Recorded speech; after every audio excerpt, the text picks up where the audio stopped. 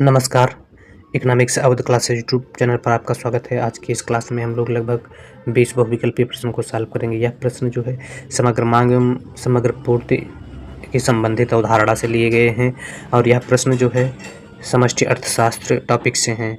यहाँ जो प्रश्न लिए गए हैं वह परीक्षा की दृष्टि से इम्पॉर्टेंट हैं और रिवीजन के उद्देश्य से भी महत्वपूर्ण हैं। तो देखते हैं आज की इस क्लास में क्या क्या बहुविकल्पीय प्रश्न उत्तर हैं। 1 नंबर प्रश्न है, समग्र मांग से अभिप्राय है।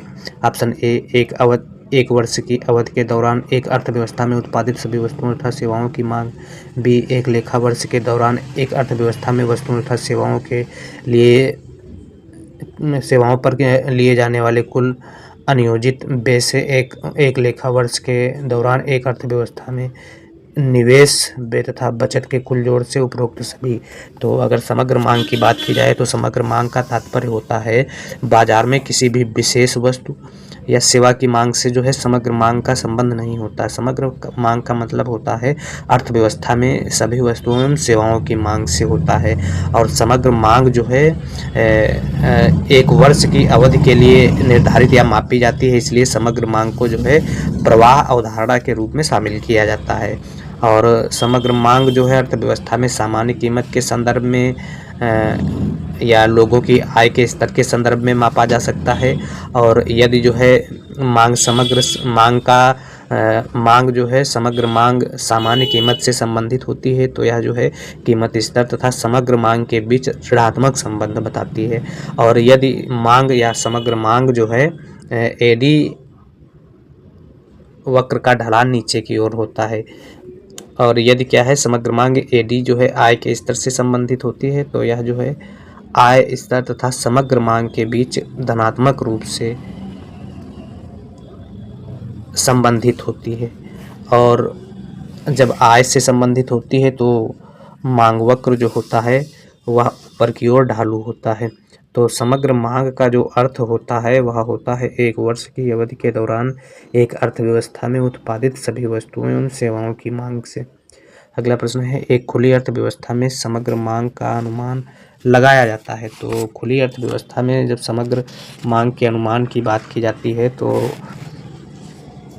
यहाँ जो है निजी उपभोग व्यय प्लस निवेश व्यय प्लस सरकारी व्यय प्लस शुद्ध निर्यात और आयात को शामिल किया जाता है। तो खुली अर्थव्यवस्था में C plus I plus G plus X minus M जो है यह खुली अर्थव्यवस्था में समग्र मांग का अनुमान लगाता है। समग्र मांग की अगर बात की जाए तो हम बता चुके हैं एक लेखा वर्ष में एक अर्थव्यवस्था में समस्त वस्तुओं तथा सेवाओं की मांग का कुल जोड़ होता है और इसे एक अर्थव्यवस्था में एक लेखा वर्ष में वस्तुओं तथा सेवाओं पर किए जाने वाले कुल व्यय के रूप में नियोजित किया जाता है। और समग्र मांग जो होती है एक प्रवाह चर के रूप में देखी जाती है। अगला प्रश्न 3 नंबर, उपभोग फलन फलनात्मक संबंध है। आय एवं बचत का उपभोग फलन कीमत एवं उपभोग का उपभोग एवं आय का उपभोग एवं बचत का। तो उपभोग फलन जो है यह फलनात्मक संबंध है उपभोग एवं आय का। उपभोग एवं आय के फलन को उपभोग फलन कहा जाता है और उपभोग तथा आय के बीच फलनात्मक संबंध जो है उपभोग फलन बताता है। इसे C बराबर C प्लस BY से भी लिखा जा सकता है, जिसमें C क्या होता है स्थिर रखा जाता है। C स्थिर रखा जाता है। C उपभोग फलन का ढाल बताता है जो वह दर है जिस पर आय में एक दी गई वृद्धि के फलस्वरूप उपभोग में वृद्धि होती है और इसे जो है अतिरिक्त उपभोग या अतिरिक्त आय के बीच अनुपात के रूप में देखा जाता है। तो इस प्रकार से उपभोग फलन जो है किसके बीच आय और उपभोग के बीच संबंध की बात करता है। औसत उपभोग प्रवृत्ति बराबर होती है। तो अगर औसत उपभोग प्रवृत्ति की बात की जाए तो औसत उपभोग प्रवृत्ति जो होती है वह कुल उपभोग और कुल आय के बीच का अनुपात होती है। औसत उपभोग प्रवृत्ति average propensity to consume APC जो होती है APC C/Y का जो है रूप होती है। मतलब APC जो होती है कुल उपभोग और कुल आय के बीच का अनुपात होती है। इसी प्रकार से सीमांत उपभोग प्रवृत्ति की अगर बात की जाए तो सीमांत उपभोग प्रवृत्ति जो होती है सीमांत उपभोग प्रवृत्ति यह जो होती है सीमांत उपभोग प्रवृत्ति कुल आय में परिवर्तन और कुल उपभोग में परिवर्तन के बीच संबंध बताती है। मतलब delta C upon delta Y जो है यह सीमांत उपभोग प्रवृत्ति में संबंध को बताता है। तो इसलिए 5 नंबर प्रश्न का सही आंसर सी है। अगला है 6 नंबर प्रश्न क्या है, यदि MPC 0.5 है, MPC 0.5 है और हो तो आय में 100 रुपये की वृद्धि होने पर उपभोग में व्यय में कितना परिवर्तन होगा। तो वाई क्या है, वाई जो है 100 है, MPC कितना दिया गया है 0.5, तो किसमें उपभोग में कितना परिवर्तन होगा। तो डेल्टा सी बराबर हो जाएगा MPC इंटू डेल्टा वाई। इसलिए यह 0.5 गुणे 100, इसलिए यह जो है 50 के बराबर हो जाएगा। तो MPC किसके बराबर हो जाएगा, MPC 50 के बराबर हो जाएगा। और 50 जो है 6 नंबर प्रश्न में ऑप्शन बी में दिया गया है, तो बी आंसर सही है। अगला प्रश्न है, यदि उपभोग C 450 तथा आय 1000 रुपये हो तो औसत उपभोग प्रवृत्ति क्या होगी। तो APC निकालने के लिए क्या किया जाता है, APC औसत उपभोग प्रवृत्ति भी हम सूत्र देखे थे। औसत उपभोग प्रवृत्ति जो होगी C/Y हो जाएगी। तो C कितना दिया गया है, 450 दिया गया है, तो 450 बटे Y 1000 दिया गया है। इसको जब काटेंगे तो 1 2 3 के बाद दशमलव लगा देंगे, तो 0.45 जो होगा वह आंसर आ जाएगा। तो 0.45 देखते हैं किसमें आंसर दिया गया है, यह दिया गया है डी क्वेश्चन, डी ऑप्शन में, तो डी सही है 7 नंबर प्रश्न में। अगला है 8 नंबर प्रश्न क्या है, जब S बराबर -30 से -20 का परिवर्तन होता है तब डेल्टा S बराबर हो जाएगा। तो डेल्टा S जो है वह किसके बराबर हो जाएगा, तो डेल्टा S जो हो जाएगा वह माइनस प्लस 10 के बराबर हो जाएगा। इसका अंतर जो हो जाएगा +10 हो जाएगा। तो इसलिए 8 नंबर प्रश्न में बी आंसर सही है। अगला 9 नंबर प्रश्न है, बचत फलन का संबंध है। तो आय एवं उपभोग से बचत फलन का संबंध है। आय एवं उपभोग का, कीमत एवं बचत का, बचत एवं आय का, उपभोग एवं बचत का। तो बचत फलन का संबंध ध्यान देना है। बचत फलन का संबंध जो होगा वह बचत एवं आय से होगा। बचत एवं आय एवं बचत से कह सकते हैं या बचत एवं आय से कह सकते हैं बचत फलन का संबंध। और उपभोग फलन का संबंध जो होगा वह उपभोग एवं आय से होगा। ध्यान देना है, उपभोग एवं आय से। उपभोग फलन का संबंध उपभोग एवं आय से होगा और बचत फलन का संबंध आय एवं बचत से होगा। और बचत फलन के संबंध को अगर लिखा जाता है तो बचत फलन के संबंध को सेविंग S बराबर -C कांस्टेंट है +1 -BY द्वारा लिखा जाता है। यह क्या है, यह जो है बचत फलन है। इसी प्रकार से अगर उपभोग फलन को लिखा जाए तो C बराबर हो जाएगा C कांस्टेंट +BY, यह उपभोग फलन को बताता है। तो यह बचत एवं उपभोग फलन के संबंध में कुछ महत्वपूर्ण बातें थी। अब अगला प्रश्न देखते हैं क्या है। तो अगला प्रश्न देखा जाए तो इसमें क्या सही आंसर हो जाएगा, 9 नंबर का आय एवं बचत के बीच संबंध बताता है बचत फलन, C आंसर सही है। अगला 10 नंबर प्रश्न है, उपभोग फलन C कांस्टेंट +BY में C धारणा से अभिप्राय है। तो इस C धारणा का मतलब हुआ C के मूल्य से जब आय जो होती है वह 0 होती है, ए आंसर सही है। औसत बचत प्रवृत्ति किसके बराबर हो जाएगी, तो औसत बचत प्रवृत्ति की जब बात की जाती है तो औसत बचत प्रवृत्ति जो होगी वह कुल बचत और कुल आय के बीच जो है अनुपात को बताती है। APS जो हो जाएगी वह S/Y के बीच अनुपात को बताती है। तो औसत बचत प्रवृत्ति जो हो जाएगी S/Y के बीच अनुपात को बताती है। और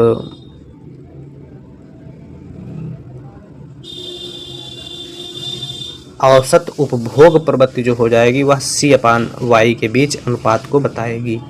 और अगर इसी में सीमांत बचत प्रवृत्ति को जोड़ दिया जाए तो सीमांत बचत प्रवृत्ति डेल्टा S/Y को बताएगी और सीमांत उपभोग प्रवृत्ति जो होगी वह डेल्टा C/डेल्टा Y हो जाएगा। डेल्टा Y को बताएगी। तो यहाँ जो प्रश्न में पूछा गया है, औसत बचत प्रवृत्ति किसके बीच संबंध बताती है?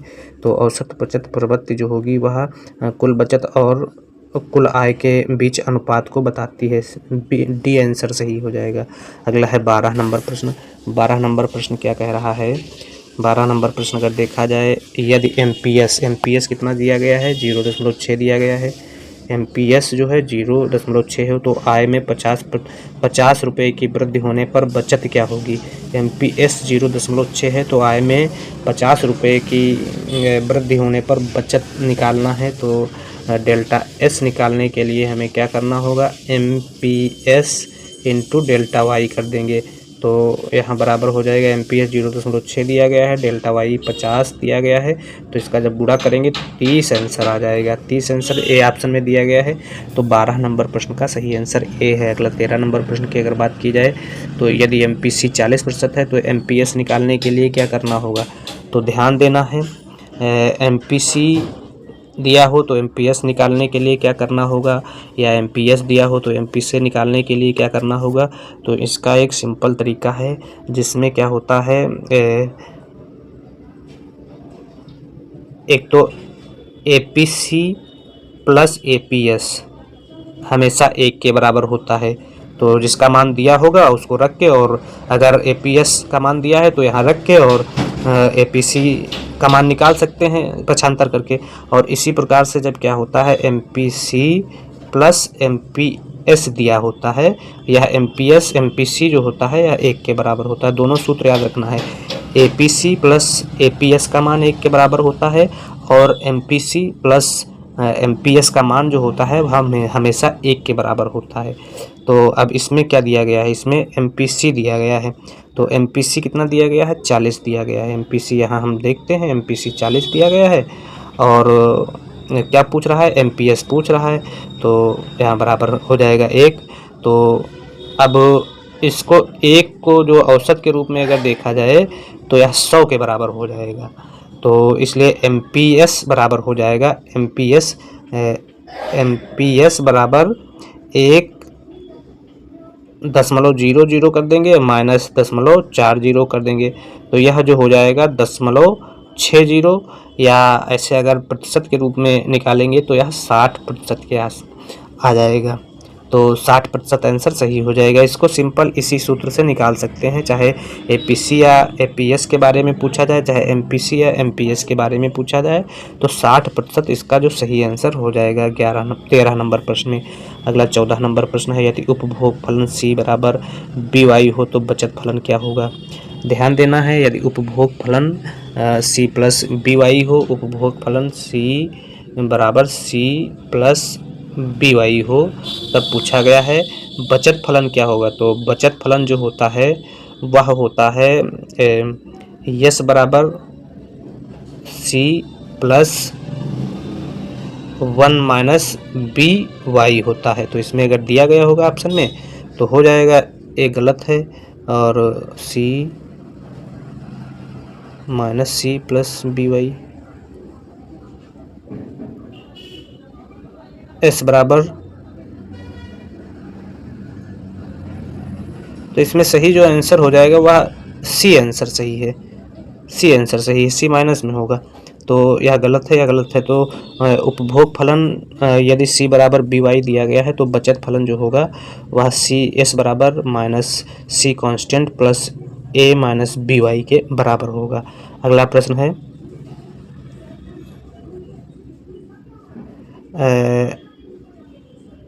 निम्नलिखित में से कौन एक सही है? तो जब सही इसमें बताया गया, अभी हम बता चुके हैं, एपीसी प्लस एपीएस जो होता है वह 1 के बराबर होता है, और एमपीसी प्लस एमपीएस जो होता है वह 1 के बराबर होता है। अब इसमें क्या देखना है? अब इसमें ध्यान देना है, पूछा गया है एमपीसी प्लस एमपीएस जो होता है वह 1 के बराबर होता है, तो यह सही है। अब एमपीएस अगर निकालना हो तो एमपीएस निकालने के लिए क्या करेंगे हम? तो एमपीएस निकालने के लिए 1 माइनस एमपीसी कर देंगे, यह भी सही है पक्षांतर करने पर। और अब अगर इसी से MPC निकालना हो तो MPC निकालने के लिए क्या करेंगे, तो कर देंगे 1 माइनस MP S कर देंगे तो यह निकल आएगा। तो इस प्रकार से यह भी सही है, यह भी सही है और यह भी सही है। तो कहने का मतलब A भी सही है, B भी सही है, C भी सही है। तो उपरोक्त तो सभी आंसर सही हैं। और अगला प्रश्न क्या कह रहा है, यदि MPC कितना दिया गया है, 0.4 दिया गया है और डेल्टा वाई कितना दिया गया है, डेल्टा वाई जो दिया गया है, डेल्टा वाई कितना दिया गया है, डेल्टा वाई जो दिया गया है 1000 दिया गया है। तो डेल्टा S के बारे में पूछ रहा है, तो डेल्टा S कैसे निकालेंगे, तो इसमें जो है अब ध्यान देना है। डेल्टा S निकालने के लिए MPS बराबर 1 माइनस MPC हो जाएगा। तो यह 1 माइनस 0.4 हो जाएगा। तो यहाँ भी 600 आंसर आ जाएगा जब घटाएंगे यहाँ प्रतिशत के रूप में। 600 आंसर अगर दिया होगा ऑप्शन में तो वही सही हो जाएगा। तो 600 जो है C ऑप्शन में दिया गया है।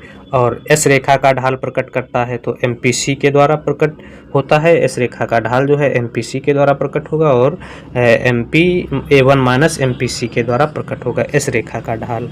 तो S क्या है, S रेखा का ढाल B और C द्वारा प्रकट होगा, MPS द्वारा प्रकट होगा और M1 माइनस MPC के द्वारा प्रकट होगा। अगला प्रश्न है 18 नंबर।